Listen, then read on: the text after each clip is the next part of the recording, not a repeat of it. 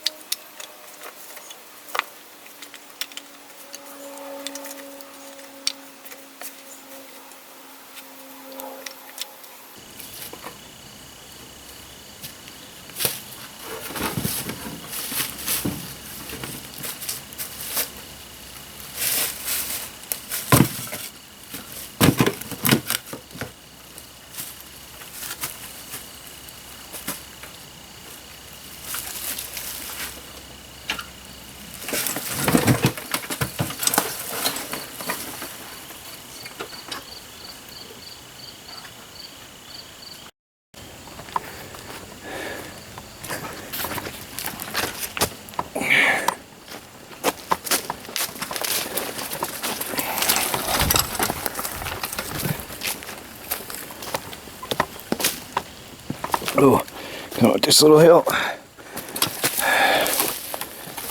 It's a good wagon. It's that one I got for free that time, or $5? $5 at a garage sale. Yeah, it's a good little wagon.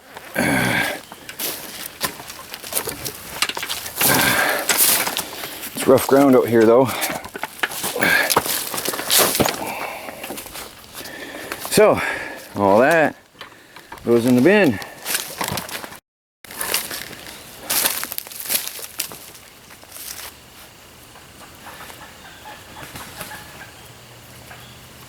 Actually, I want to stack it here. Now that I think of it, neater. I'll get more done if I put it here next to the bin.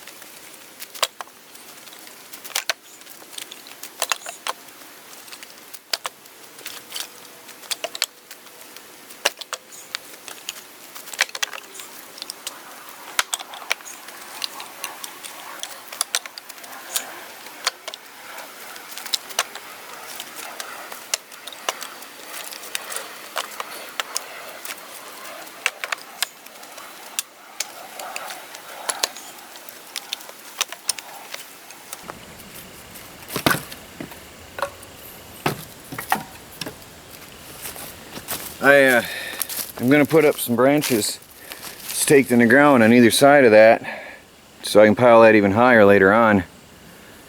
And that's my kindling wood bin. That'll be pallet wood chunks and pieces, small bits and pieces will go in the big bin. So now it's just a matter of collecting all the firewood that I've been chopping, cutting, hacking, splitting, and preparing.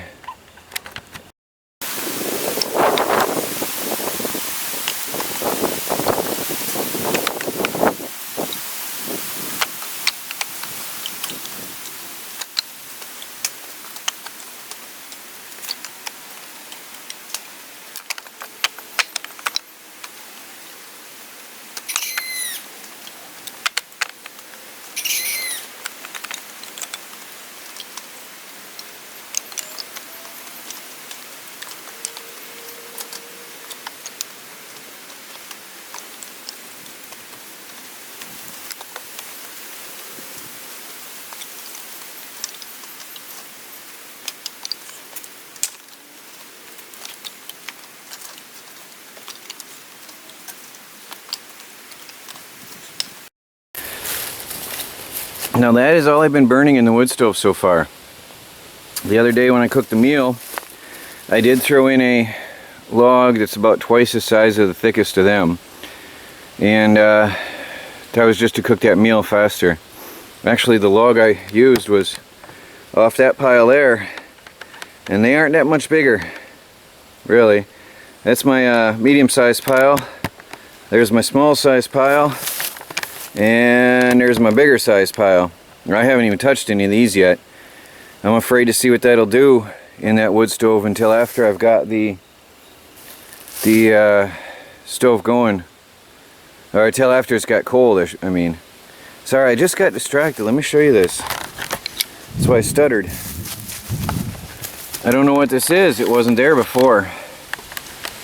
This pink fungus is growing on the end of the wood. It's really weird. It's sort of pretty, but I don't know what it is. It just started growing on this wood since we've stacked it here. Just in a few days. It's sort of pretty, but that's why I was distracted a minute and stuttered. Weird. It's growing on the cut ends of all this wood. Huh. Look at that molding as well already. It's been too rainy out here. It's been too wet. That's annoying. And these were the cured, well, that's really frustrating. These were the cured boards that were already dried, that were over on that pallet in the sun and the wind. And we just had too much wetness out here recently since I stacked them here. Look, there's a green rot forming on that one. That's all new. This was dry wood. Well, I gotta get a tarp on that once it dries out again. Protect my cut wood here. Earlier I was cutting furring strips, but the saw got hot, so I stopped. That's all I got done. That's why I went over and started working on the sorting the wood. Look at these monsters. I can't even walk over here and they all come over. I'm gonna have to reinforce the fencing on this side because they're ripping it to shreds. Crazy dinosaurs. Every time I'm nearby, they come running over and trample on the fence and try to climb it and fly up it, and they're wrecking it. It was cheap chicken wire. I'm gonna have to reinforce that. Actually, next year, my chickens, now that I'm looking at chickens and thinking about it, I'm gonna get more chickens next year. And reason being, I just found a mouse out here in my wood, which is bad. And chickens eat mice. And chickens eat bugs and stuff. So I just found ants making a nest in my woodpile as well. Carpenter ants are already looking for new homes for the winter. There's a mouse nest that I scattered out. And I can't have that. I don't want to get bit in the middle of winter when I'm grabbing firewood. So there's carpenter ants digging in my woodpile as well there. And so what I'm thinking about is having another chicken run encompassing this area, all this entire area here, where I'll have to obviously have electric fence and security to protect them from the raccoons, but I want this entire area protected by cleared and cleaned out by the chickens next year. So I'll be building a lot more fencing and a lot more electric fence next year for the birds. So that's something I'm probably going to save up for during winter. And then, oops, spider was just walking on me.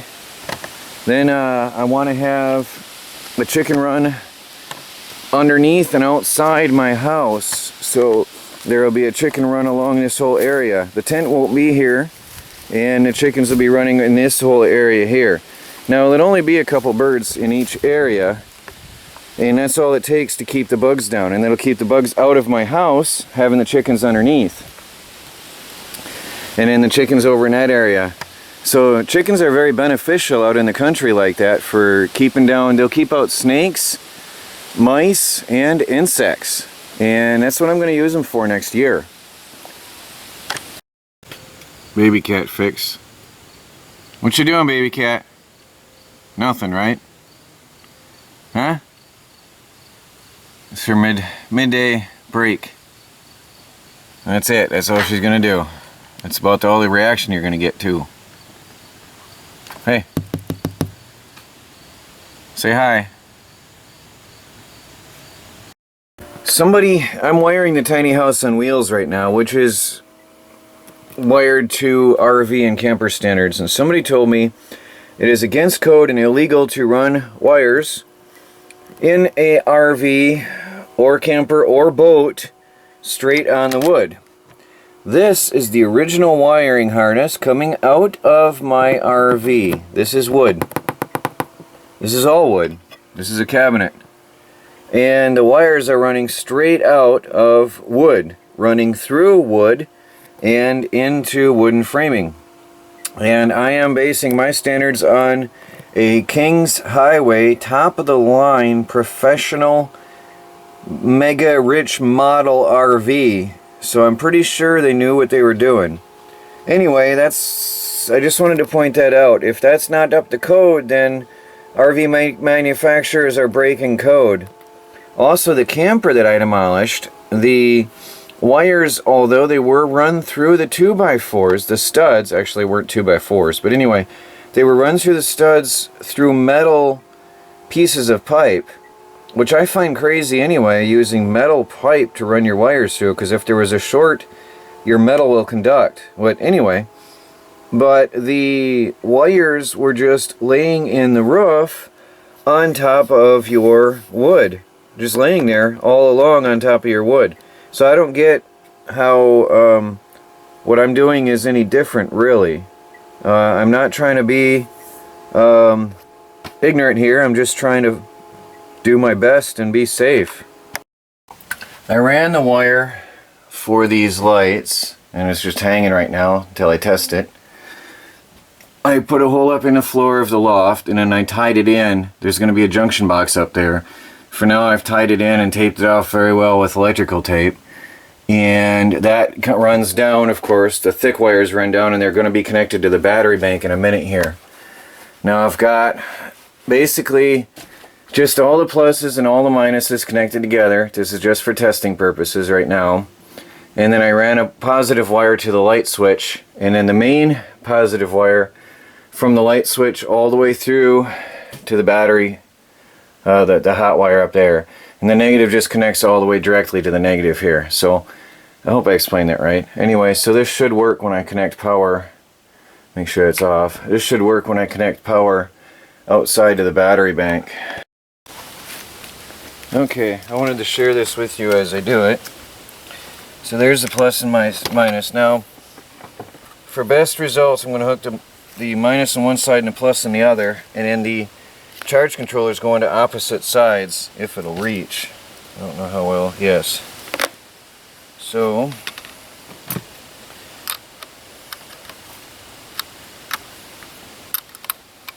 now remember, I didn't tighten these down the other day. I'm going to right now.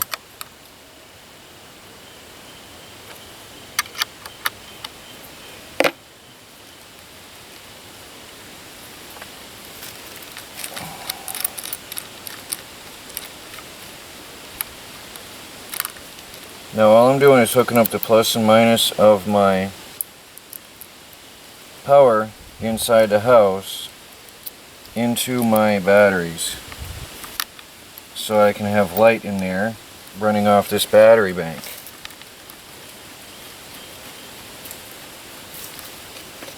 I later have to get out here with a soldering iron and solder these connections properly. I need to get, actually I need a soldering gun because a soldering iron won't do it, or a propane torch. So then tighten this end, this plus. I want to draw off the opposite side, and that ensures that the batteries are equally charged and drained, from what I've learned.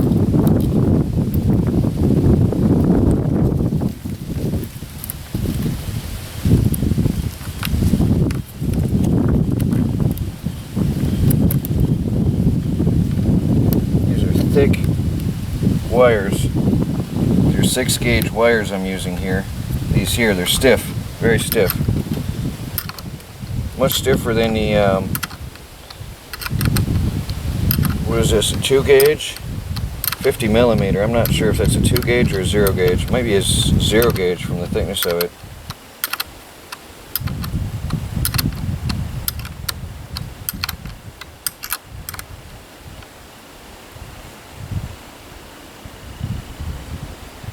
Okay, now I have power inside the tiny house. So let's go on inside and see if we have light.